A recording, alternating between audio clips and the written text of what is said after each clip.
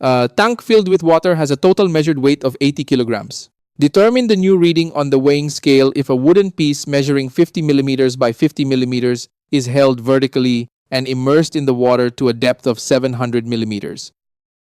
Ito yung tank containing a water has an 80 kilogram. Assuming including na yung tank natin.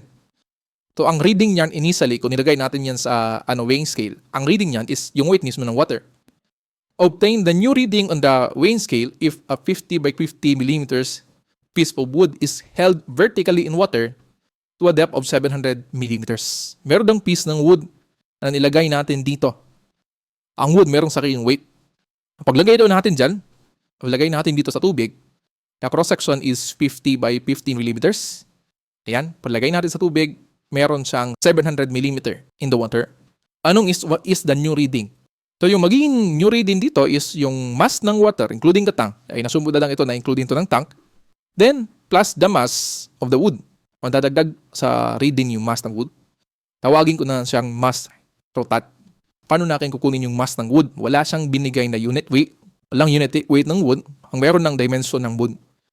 Now, makukuha natin yung weight ng wood considering buoyancy.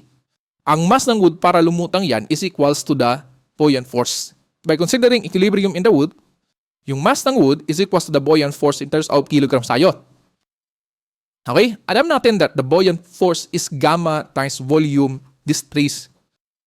So, kung gusto natin gawing kilogram, we will use density times volume displaced.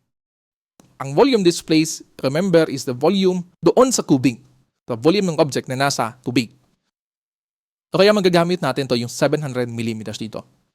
Mass of wood is equals to density of water to 1,000 kilogram per cubic meter yung unit niyan. Ang volume displaced is ito, area times yung volume displaced or volume submerged in the water. That's 0.5 squared. Yan yung cross-sectional area. And then multiply by 0.7. So yung mass ng wood is 1.75 kilogram. The new reading will be the mass of the water plus the tank. Then plus the mass of the wood. The mass of the wood is 1.75 kilogram. So answer is 81.75 kilogram.